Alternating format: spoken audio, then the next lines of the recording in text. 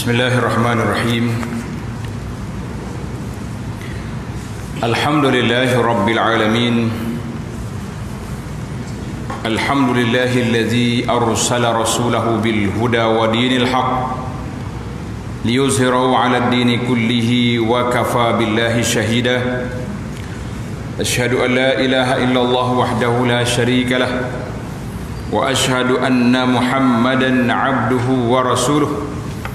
Allahumma salli wa sallim wa barik ala 'abdika wa rasulika Muhammad wa ala alihi wa sahbihi wa man sar ala nahjihi wa ihtada bihadihi wa istanna bi sunnati ila yaumiddin.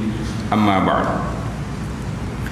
Yang dihormati pengacara majlis, yang dimuliakan Datuk Pengerusi, para imam, ahli kuasa Masjid Al-Hakim, muslimin dan muslimat, para jemaah sekalian, Assalamualaikum warahmatullahi wabarakatuh. Alhamdulillah, kita syukur kepada Allah Azza wa Jalla setelah Allah SWT anugerahkan kita boleh duduk lama dengan keluarga, sehingga sampai peringkat sebahagian daripada masyarakat sayang nak tinggal, nak berpisah dengan anak-beranak ni. Sampai maya pun tak pergi lagi masjid. Hari Jumaat dia pergi. Dia kata payah nak tinggal, moga besok dah jadi tok imam ni. Nampaknya begitu. Di mana-mana masjid kita pergi pun itulah maklumat yang kita terima, bahawa masyarakat masih lagi menggunakan PKP untuk berada di rumah masing-masing. Dia tak mau letak jawatan imam interim. Maka kita tengok tidak begitu meriah lagi masjid. Dengan penjarakan yang ada ni, patut keluar habis dari masjid tu. Cuma perbincangan kita sebagaimana diterbuat oleh pengurusi tadi,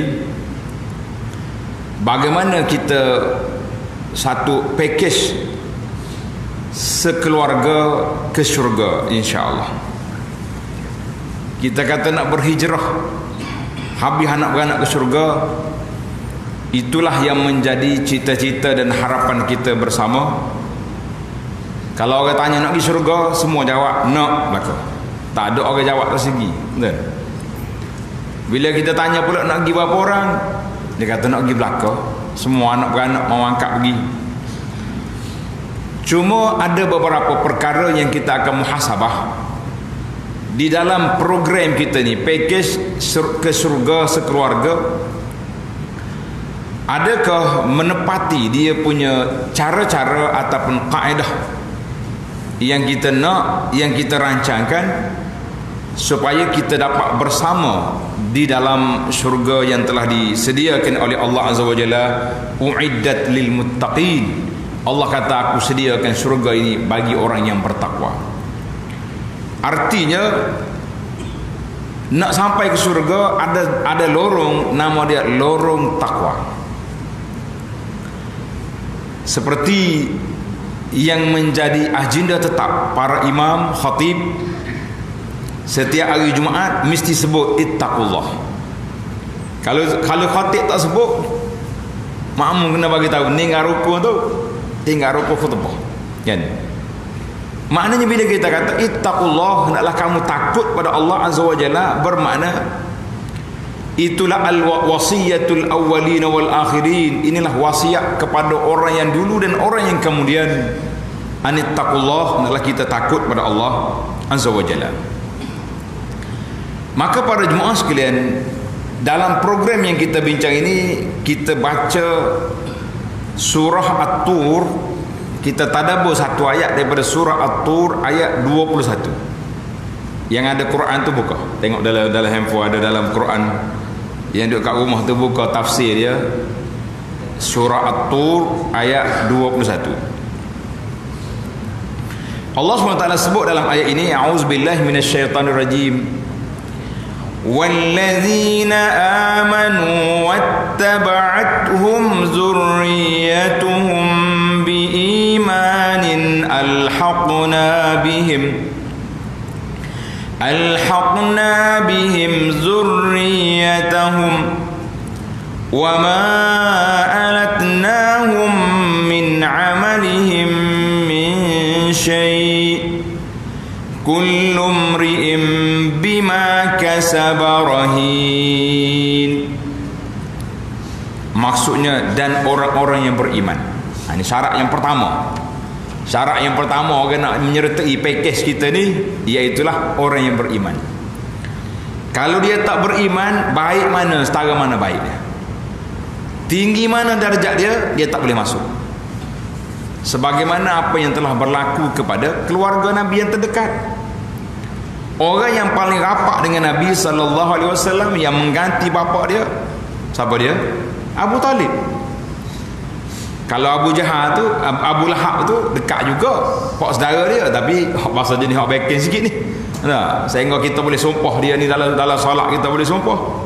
Dalam semaya boleh sumpah, luar semaya pun boleh sumpah. Siapa? Abu Lahab. Kalau sumpah Abu Jahal batas semaya. Dia tu sama-sama jahat pelakor tu. Jahat dia ni Abu Jahal tak boleh sumpah. Tidak. Contoh kata, tabat yada Abi Jahlin. Agak-agak mana? Sah tak semaya kita. Tak boleh. Abi Lahab ya boleh. Tapi yang besarnya iaitulah Abu Talib. Sebab dia membela Nabi SAW sampai dia mati. Maknanya begitu besar rapaknya dia sehingga dia mati. Dia bela Nabi SAW. Tetapi oleh kerana tidak ada connecting, apa connecting? Keimanan tidak ada, maka dia tak boleh masuk package. Cuma Nabi boleh bantu dia sikit je. Lepas pada dia mati Abu Talib, pak saudara dia Abbas tanya, apa yang kamu boleh bantu Abu Talib pak saudaramu? Nabi kata, kalau tidak syafaat aku dia duduk dalam neraka, tapi oleh kerana dengan syafaat aku dia duduk duduk di pinggir neraka, selai sekat buku lali, tapi panas sampai kotak. Itu je lah yang mampu dia buat. Tapi nak selamat dia pun tak boleh, sebab dia tidak ada aman. Maka pakej kita ni yang pertama para jemaah sekalian, tuan-tuan kena tulis, yang pertama sekali syarat nak pergi ke syurga, kita sekeluarga kita ni mesti ada beriman kepada Allah Azza wa Jalla. Itu dia panggil pakej bersama.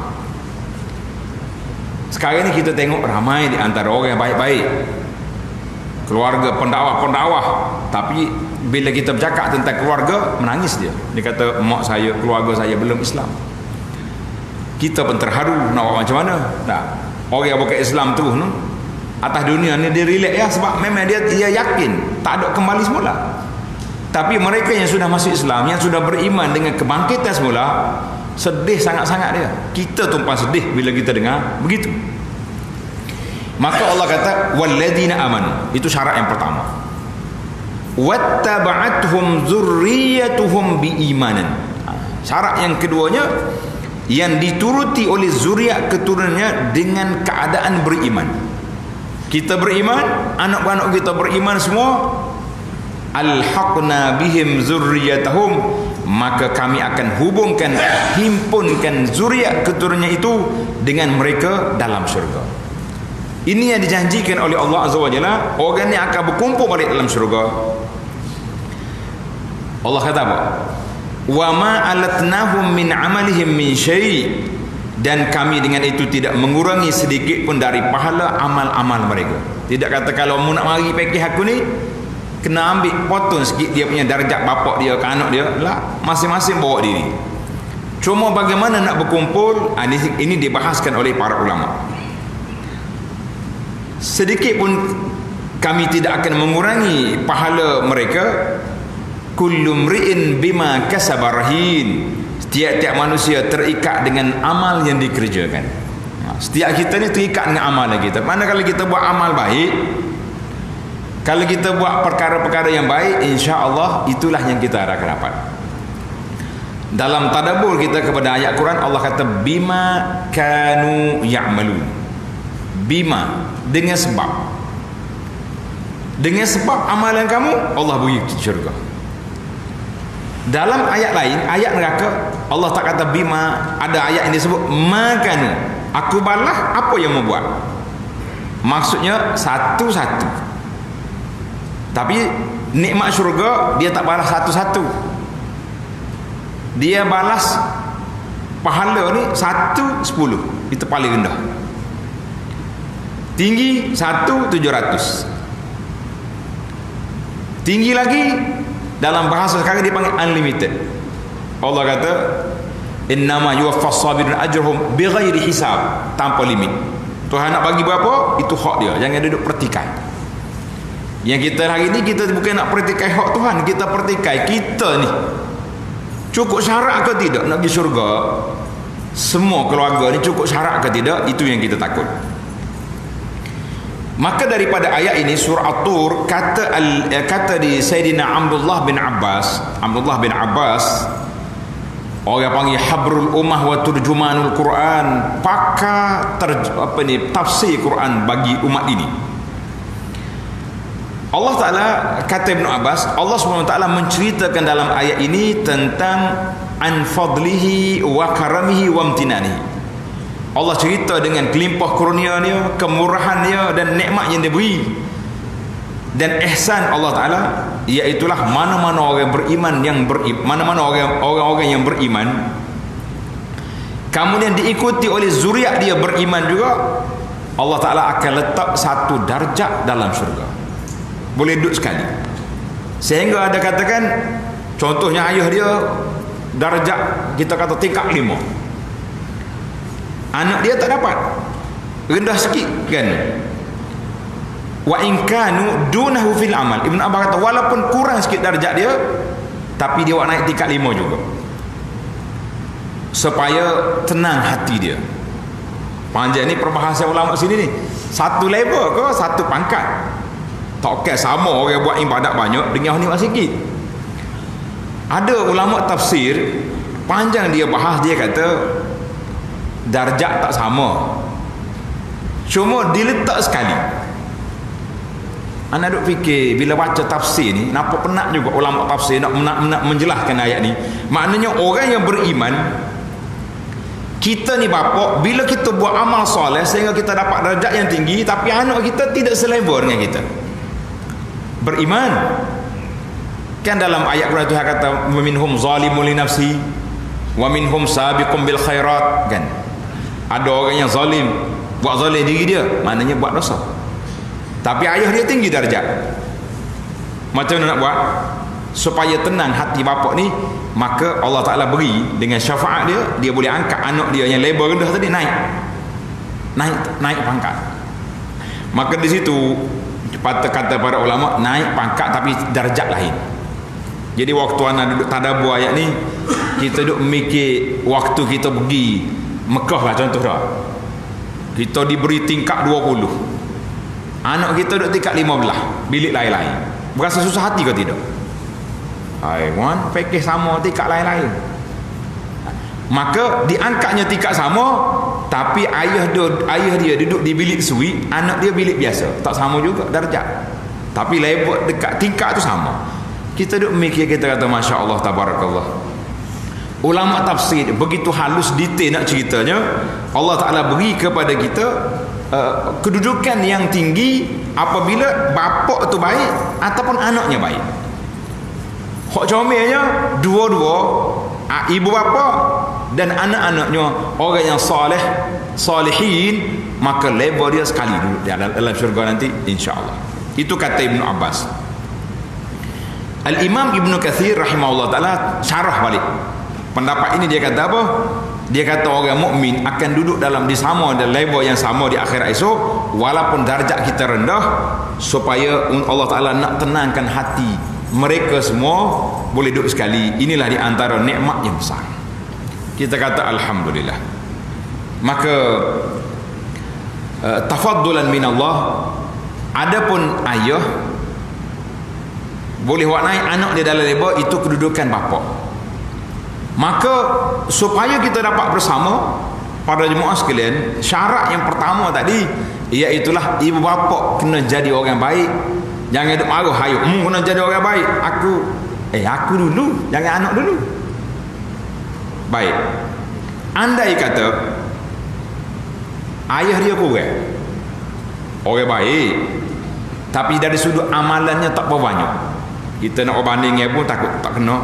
Macam kita lah senera, kita buh kita sendiri, buh orang lain dia kata pandai-pandai dia, macam dia warak sangat tak. Kita hari ni mari masjid, mari, alhamdulillah. Tapi dari sudut amalan-amalan sunat lain macam mana? Ada turun daripada rumah ke masjid, sampai di masjid adakah kita orang panggil amalan sunnah yang dari masjid tu rapat molek ke tidak, masuk dengan SOP syariatnya cukup? Nah, SOP apa kata apa itu cerita lain. SOP syariat, kita masuk dengan tahiyatul masjid, kita masuk dengan duduk sahawal, kita pula sambil duduk tunggu solat kita berzikir, baca Quran. Maknanya itu dia panggil darjat. Ataupun biasa-biasa je mari duduk menyandar dia tunggu orang komak. Nah, anak dia pula darjat tinggi, Masya Allah. Tiba-tiba pak cik ni masuk dalam syurga, tinggi darjat. Dia pula rasa pelik. Dia tanya malaikat, kenapa aku tinggi darjat ni?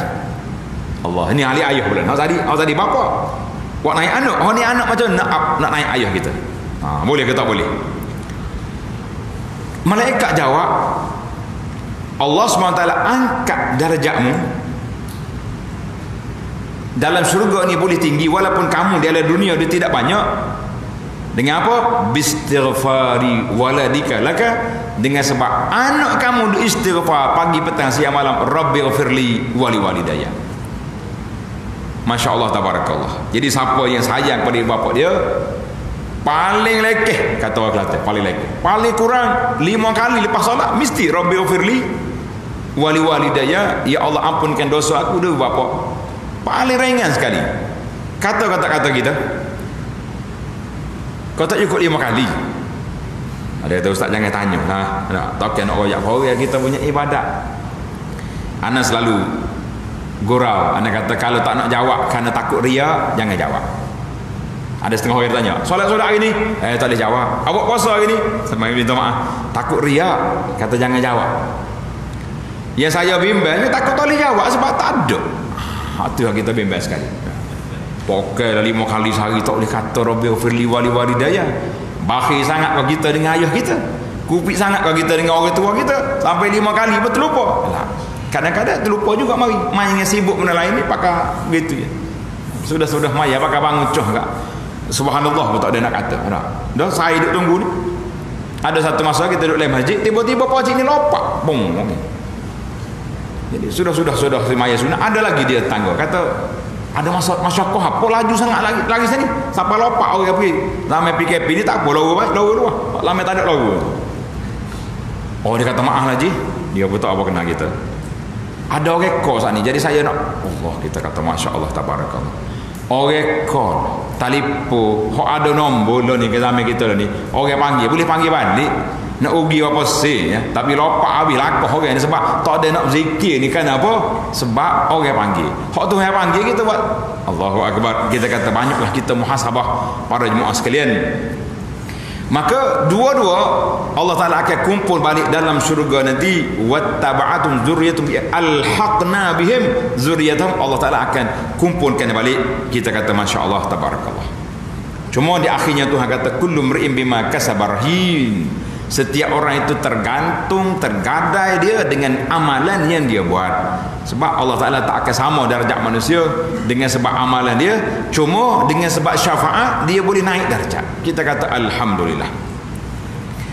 Maka di antara faedah ayat ini, yang pertama sekali, iaitu Allah Ta'ala letak syarat nak pergi syurga, iman. Maka menjadi kewajipan kepada kita. Apa wajib pada kita? Iaitu menjaga iman kita. Ini yang wajib. Oh dia kata ustaz, semenjak saya jaga saya beriman ni, saya tak pernah lagi ucap kalimah kufur.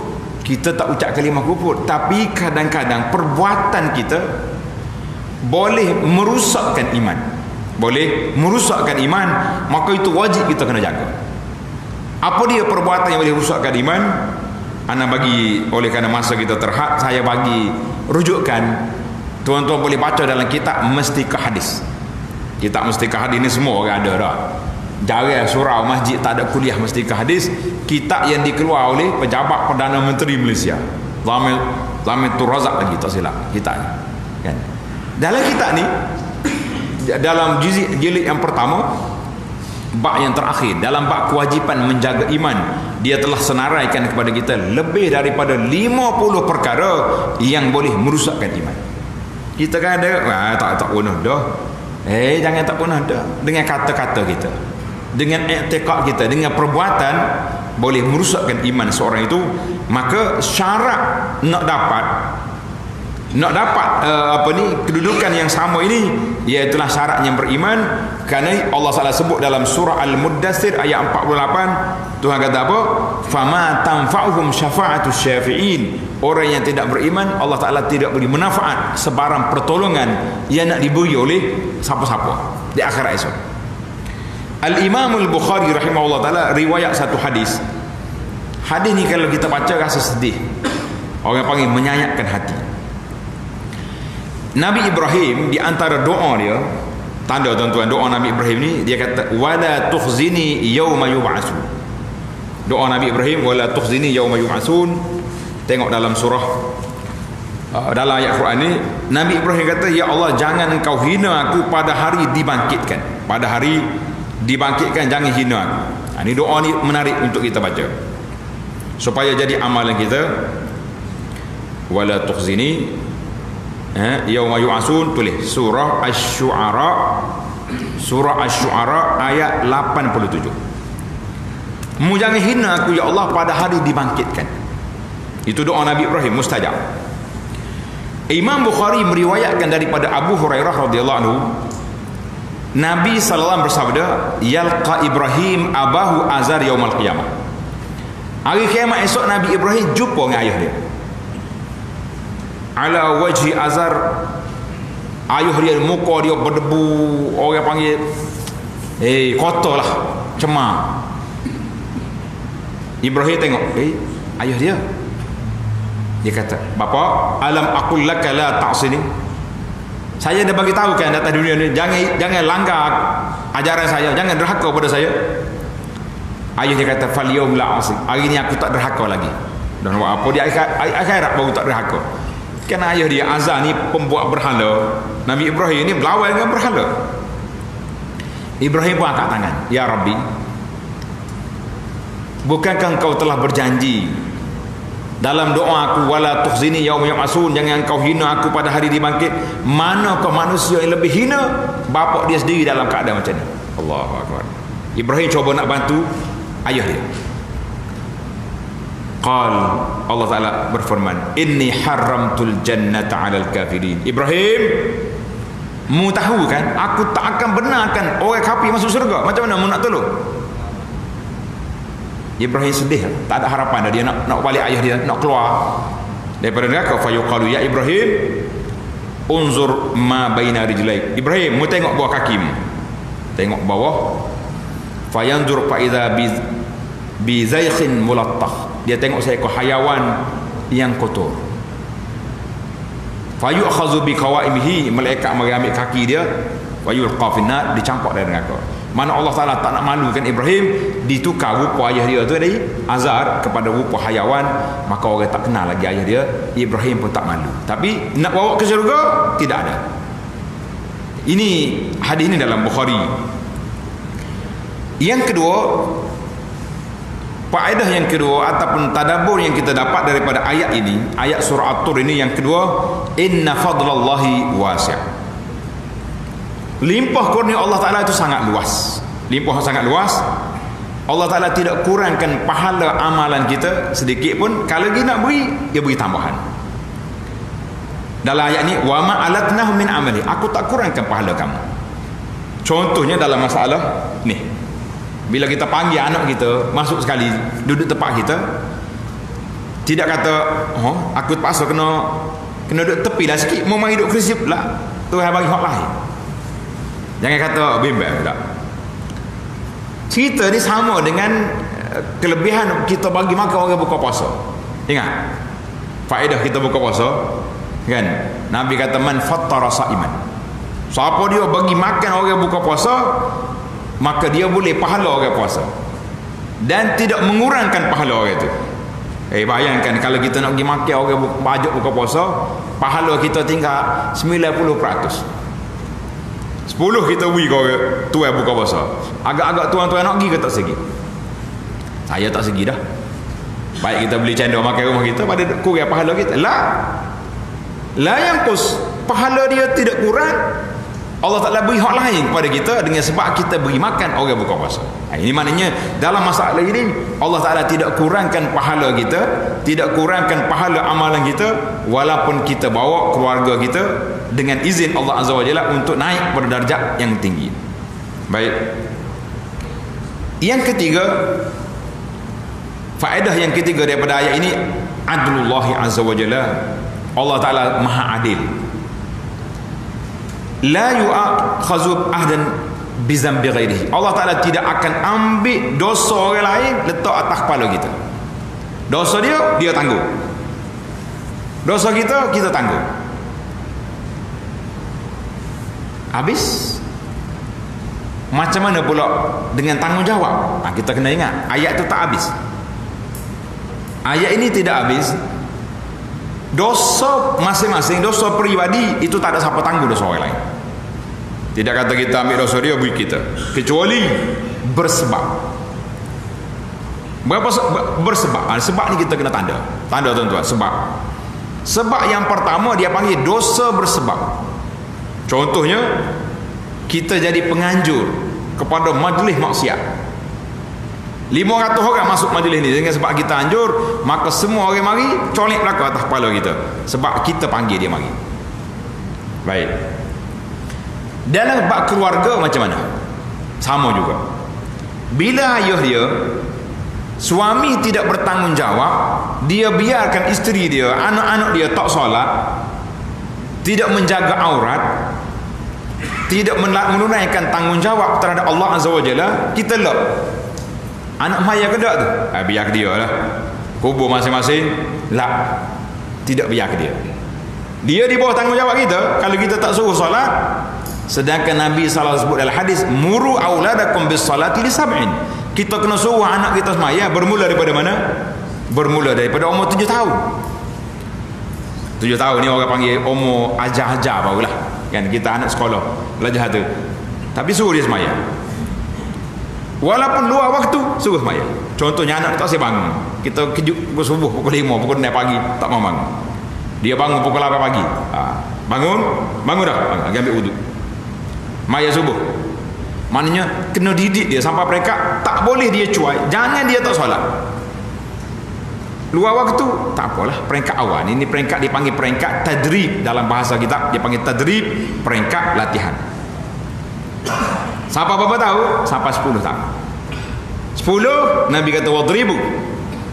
Putih. Kalau wadribu ni bukan yang ambil rotai piak. Macam piak orang kena orang besar. Maknanya kita piak pulah telinga, ambil lidi kau sikit-sikit, tak maya dia. Biar dia takut. Tapi bila sampai 15 sudah masuk tanggungjawab. Pada waktu itu kalau kita biarkan anak tak salat tanpa kita, maka di situ ibu bapa bertanggungjawab. Dia panggil tasabbuh. Dosa orang lain mari pada kita dengan bersebab. Kita lek, kita kata isteri kita biar anak pergi mana pun. Anak-anak perempuan kita nak pergi ke mana pergi. Tutup aurat kita tak, jangan ditanya. Itu kebebasan hak lah. Kita kata itu tanggungjawab. Maka dosa tu mari.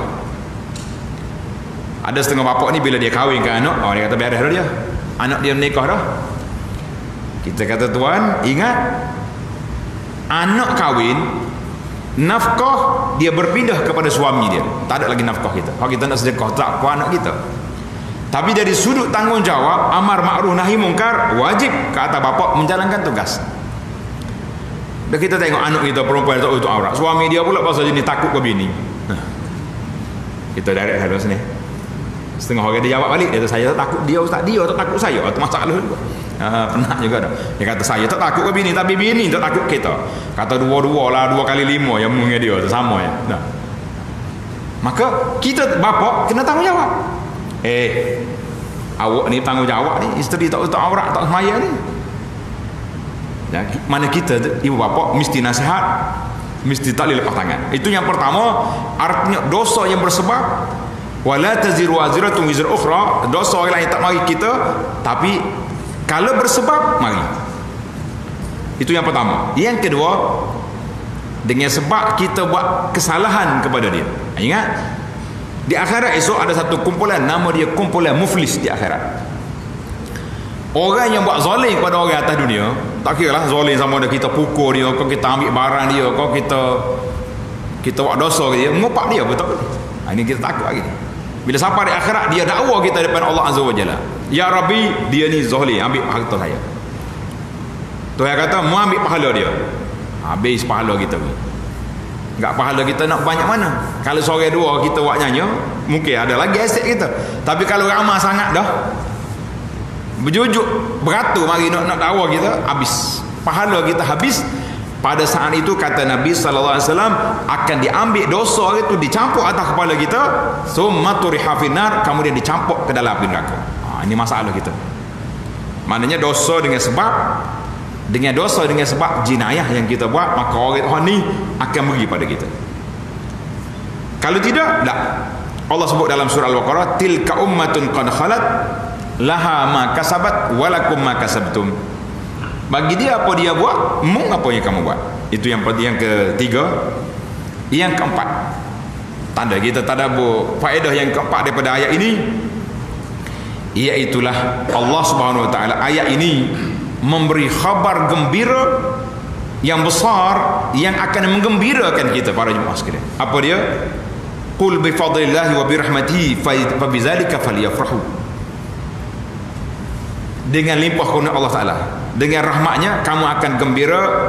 Falyafrahu huwa khairum mimma yajma'un. Allah Ta'ala beri lebih baik apa yang kita nak. Kan? Di antaranya kata di ulama tafsir, kita nak suka sangat kita ni kalau kita boleh berkumpul balik di akhirat esok bersama dengan keluarga kita sebagaimana kita suka berkumpul atas dunia.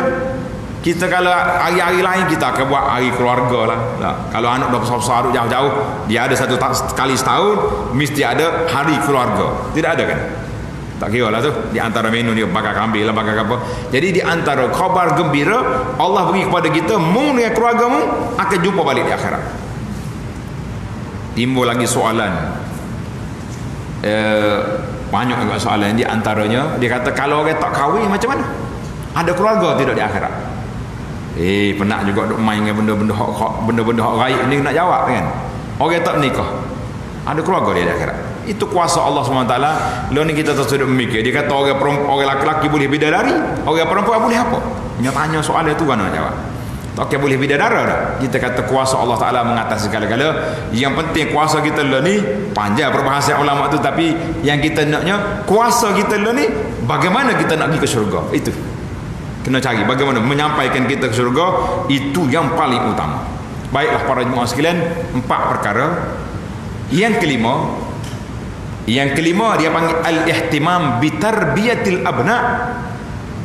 Mesti kita mengambil tanggungjawab mendidik anak-anak kita, barulah mereka ini ada jaminan insya-Allah untuk bersama dalam syurga.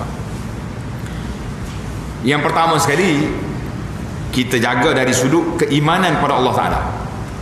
Bui anak kita beriman dan biar mantap iman dia.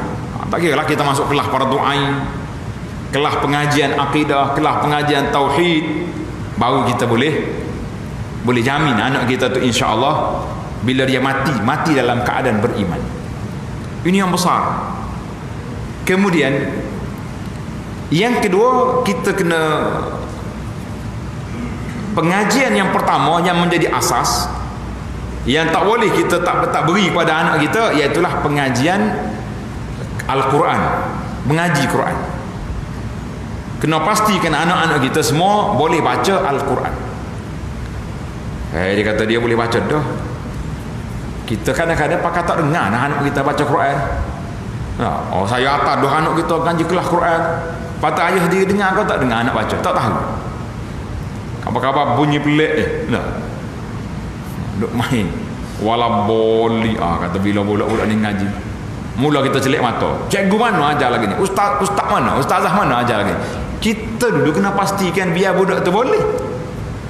Kalau kita tak boleh juga, kita pun kena belajar sekali dengan anak juga ngaji Quran. Zaman kita hari ni alhamdulillah para jemaah sekalian, ramai ustaz-ustaz kita buka kelas online ngaji Quran tak boleh. Murajaah Quran boleh kelas online. Nak mengaji mesti talaqi syafahi. Kalau nak mengaji juga ke online pun tak apa, tapi biar kita berdepan kita dengan dia. Kita baca dia dengar, dia tasahih. Boleh gitu. Dan ada orang buat kelas khas lah ni. Dia panggil Zoom lah, apa macam-macam alat. Musim PKP ni banyak mazhab baru keluar.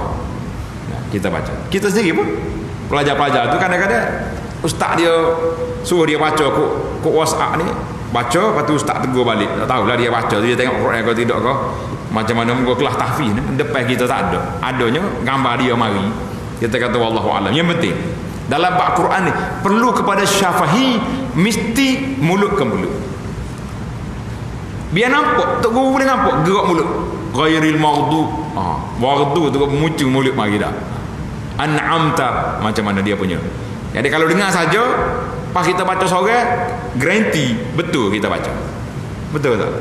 Kalau kita baca seorang, ayah kena belakang dah saya ni. Oh lah, suruh orang dengar bunyi pelik. Mana wala boli, mana ada. Jadi ini yang panggil Quran mesti daripada kecil. Karena itu pendidikan awal kanak-kanak bukan lagi melompat di tadika. Pendidikan awal anak-anak kita ni, iaitulah mengenali Al-Quran Karim. Itu yang paling besar. Kemudian bila duduk di sini, barulah dia besar. Quran mari serentak dengan itu kita masuk kelas para doain, mesti belajar ibadat-ibadat yang jelas yang kita kena belajar. Kemudian selepas daripada ibadat, solat kita pasti anak kita betul maya. Kemudian mari rukuk Islam lah mudah sekali. Solatnya, puasa, zakat mungkin dia tak ada harta lagi, kecil. Maka yang seterusnya yang kita wajib supaya kita didik anak-anak kita ni dalam bab penjagaan al-akhlaq al-karimah, akhlak yang mulia.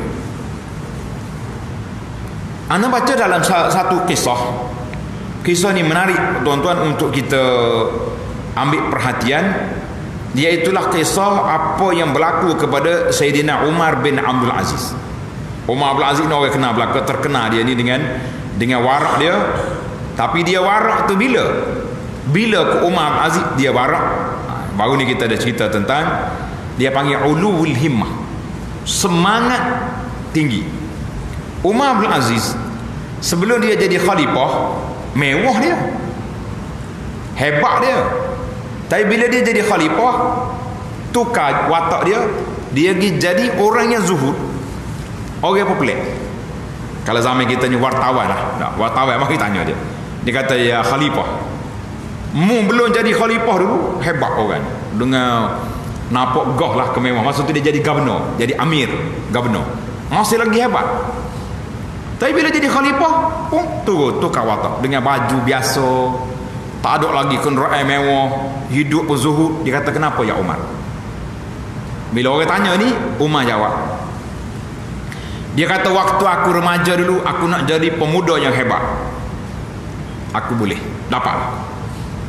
Bila aku muda, aku duk mikir nak teka anak khalifah, nak buat bini.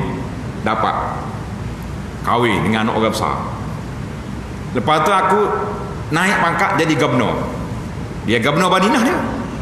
Waktu pembesaran pertama Masjid Nabi, zaman Al-Walid, yang runtuhkan rumah-rumah isteri Nabi tu zaman Umar. Siapa ada orang kata, kenapa Umar Abdul Aziz buat runtuh? Masa tu dia governor, dia belum lagi khalifah.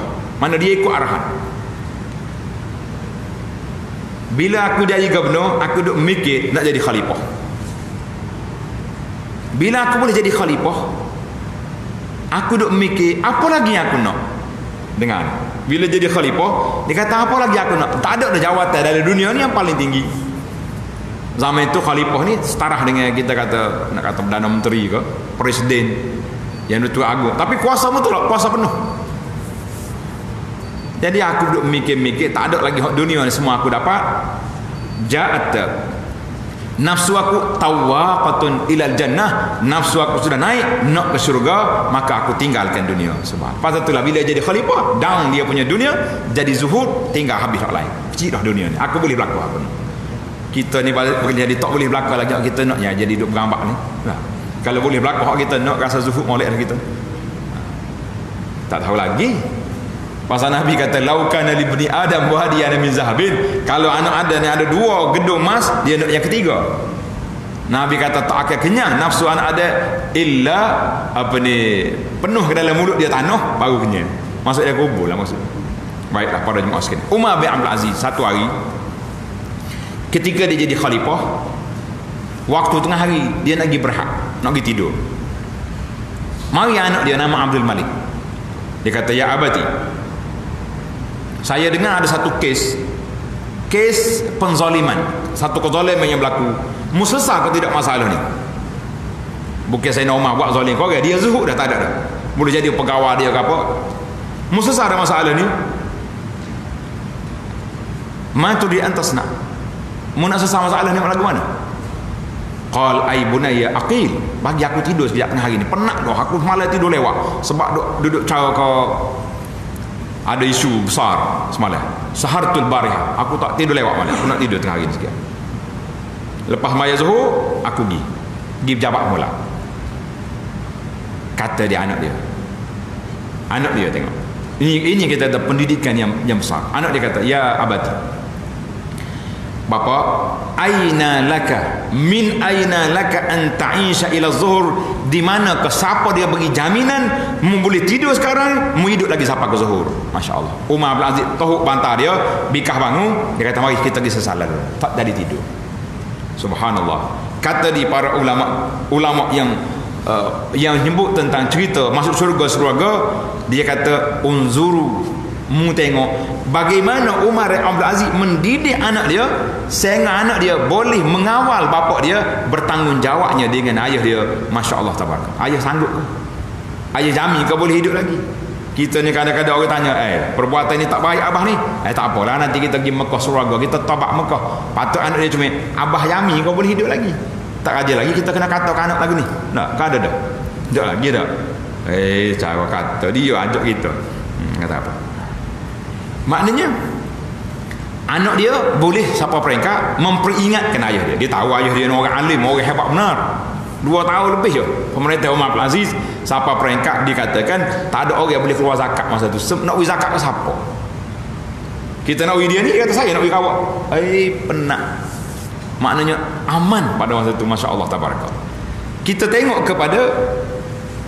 kepada pemahaman anak dia, sehingga katanya cerita lain pula kata dekat dengan dia nak mati. Umar bin Aziz ni zuhud dia tak ada harta pusaka nak tinggalkan anak. Subhanallah. Kitanya banyak duk mikirkan anak kepada anak kaya dah. Tak ada harta. Orang tanya, ya Umar, ma tarakta li auladik. Anak-anak dia kecil-kecil pula tu, tidak kata besar. Hak cakap dengan dia bukan hak besar, hak habis universiti, budak lagi, tapi keimanan mantap. Dia boleh tanya ayah dia. Dia kata, mu tinggal apa ke anak-anakmu hak kecil-kecil? Umar jawab apa? Umar kalau kita mikir juga takaful tak beli lagi. Masa ada jawatan dia patutnya belilah takaful. Tak mati boleh juta seorang, tidak sejuta boleh orang buat geng-geng takaful duk ngapain ni? Juta. Dia bagus tak bayar sekali-sekali boleh juta. Kata wak berapa aku mati dah tiga tu. Dia nak sibuk dia nak mati kita ya buat takaful. Patut bini segar boleh binti banyak. Allah masalah. Biarlah tu. Itu pandangan masing-masing, jangan marah gora itu. Sayyidina Umar kata apa? Dengar jawapan dia yang saya rasa memang sentak lah jawapan ni. Dia kata, dia jawab kepada sahabat dia yang tanya dia. Dia kata, in kanu salihin, kalau anak aku soleh walaupun aku mati, fallahu yatawalla salihin, Allah akan jaga orang soleh. Aku tak bimbang. Masya Allah, yakin. Wa in kanu ghaira zalik, tapi kalau anak aku tak jauh, aku tak tinggal harta supaya mereka berjoli. Kita kata Masya Allah tabarakallah. Kata di ahli sejarah, tak lama lepas pada Umar bin Aziz mati, tidak lama lepas pada tu terkenal anak-anak dia menjadi pembayar zakat, bukan duk cari duit zakat. Kaya. Ada khalifah lain tinggal harta kaya raya, tapi anak dia akhir kali merempak pergi duduk di jabat zakat. Kita kata Masya Allah, inilah pentingnya menjadi orang yang soleh supaya kita dapat memberi pulangan yang besar kepada keluarga kita. Maka Allah SWT sebut dalam ayat Suratul Tahrim, tanda Suratul Tahrim ayat 6, ya ayyuhallazina amanu qu anfusakum wa ahlikum nara. Hei orang yang beriman, jagalah diri kamu dan keluarga kamu daripada api neraka. Allah suruh kita jaga apa? Jaga diri kita dulu, kemudian jaga keluarga kamu daripada api neraka. Maka kata di para ulama tafsir kata apa? Kata di Mujahid, ausu ahlikum, jaga diri kamu, mana dengan kita wasiat kepada keluarga kita supaya bertakwa kepada Allah, takut Allah Taala. Wa adibuhum, hendaklah kamu jaga adab mereka, kena ajar. Jangan kita lepas. Besar para jemaah sekalian, pulangan-pulangan. Kata di Sayyidina Ali radhiyallahu anhu, qu anfusakum wa ahlikum, ay alimu ahlikum khaira.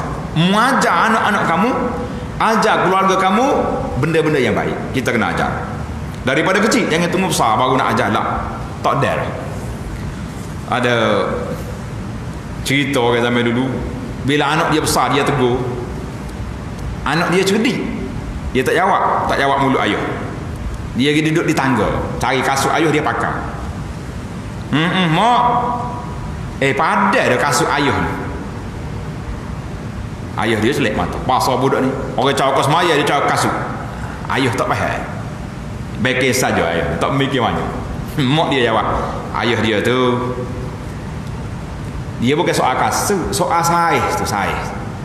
Ayah duk marah apa gak, duk ngepek apa ke dia, maknanya kaki dia dengan ayah sama besar dah ni, tak usah duk ngepek. Barulah cakap pinggir orang tu, pasal budak. Kita ni kadang-kadang nak tegur anak, kita tegur daripada kecil. Kalau dah tua baru nak tegur, anak dengar ke tak dengar? Tak apa dengar dah. Dia ugut ada. Kalau mak dua sekali lagi sebut, saya tak balik. Bimbang juga tak balik ni. Gaya betul sekali. Tak balik asyik kena marah mak dia agak jadi pakai bisu lah tu. Anak dia buat berapa balik. Ini kita bimbang ini. Kita tidak kuat anfusakum, jaga diri kita. Wa ahlikum, Allah kata keluarga kamu. Kata Sayyidina Ali, alimu ahlikum khairah, ajar dia benda baik. Kata di Qatadah, muruhum bi ta'atillahi, musuh mereka taat kepada Allah Taala dan larang mereka daripada maksiat. Itulah dia panggil anak. Barulah kita boleh jamin insya-Allah sekeluarga ke syurga. Dalam surah Al-Kahfi yang kita baca, ingat ada cerita dua orang yatimaini fil madinati. Dua orang anak yatim duduk di bandar, tapi harta dia duduk di kampung. Harta dia tu zaman dulu kan, mana ada bank. Ayah dia ambil harta dia, digali kambuh di belakang tembok ni. Tidur situ. Tembok tempat dia gali tu, tempat dia simpan barang nak runtuh. Allah hantar mari Khidir dengan Nabi Musa alaihissalam, dua orang salihaini, dua orang soleh, dihantar suruh pergi baiki tempat simpanan harta dua anak yatim.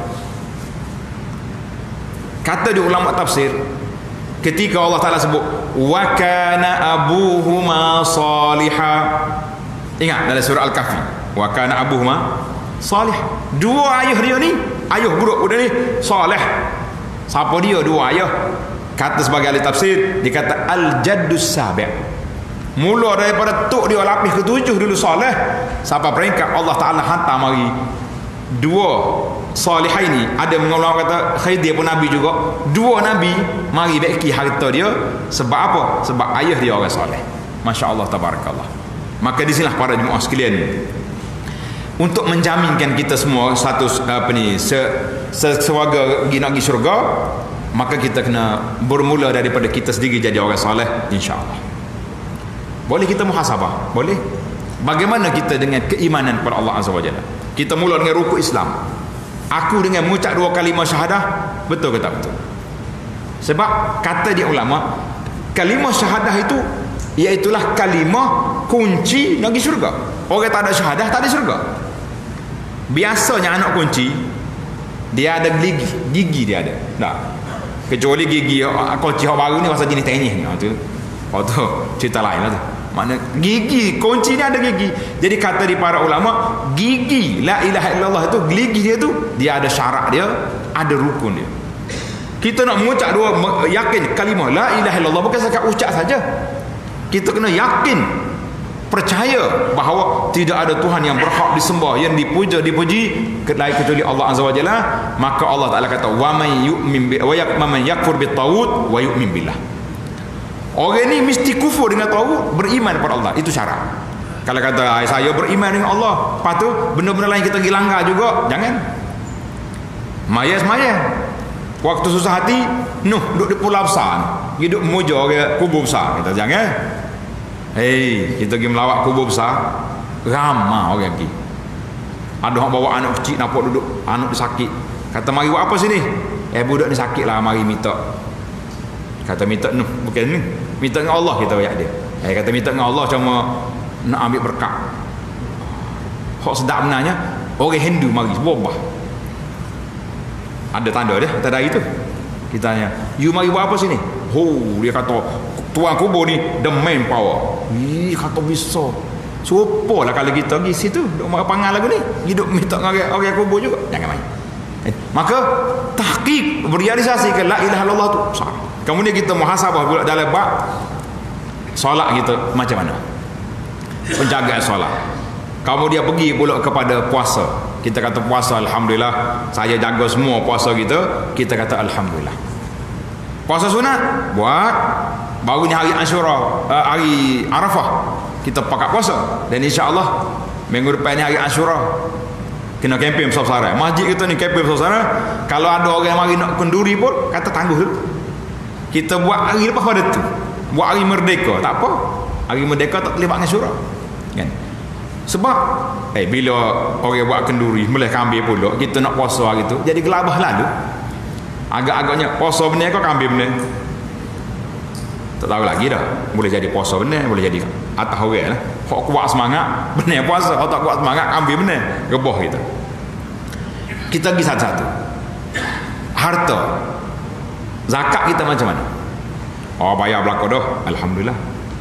Sumber harta mari mana? Kan Allah Taala akan tanya beberapa perkara di akhirat esok. Harta mari mana, mau pergi mana? Satu-satu kita pergi haji, pergi dah. Saya pergi dah haji. Anak-anak kita pergi haji ke tak lagi? Tak pergi lagi tu. Pitih 3 buah kereta depan tangga.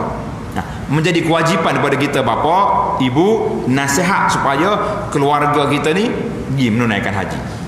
Dia kata payah ustaz. Pergi daftar tahun ni tahun 2100 baru boleh. Tak kira lah 2000 jatuh ke 200. Yang penting biar kita daftar, ada cita-cita kita nak menunaikan rukun Islam kita yang kelima. Ni ramai orang kaya tapi tak pergi Mekah. Pasal itulah saya kata, bukan syarat pergi Mekah ni ada harta. Orang nak pergi Mekah ni, dia nak pergi, Allah Taala jemput, baru sampai. Kalau zakat dia tak segi, tak usah kata kaya mana, orang lain lebih kaya, nak beli kapal terbang pun boleh, tapi tak pergi Mekah. Orang hidup Mekah. Ada lagi orang tak pergi Mekah, orang tak pergi haji. Ada. Kita naik kereta orang itu Arab, kata mu berapa kali dah haji? Wala wahid. Tak sekali habuk lagi. Lepas tu nak pergi haji kan, aku mesti haji ni, aku cari pitih ni, duduk dalam paket. Kita kata Masya Allah tabarak, senang hidup dia. Mentara hidup Mekah bakal jadi. Kita Mekah juta tahun duduk, kalau tak pergi umrah, tak pergi niat haji di Arafah, tak jadi kan.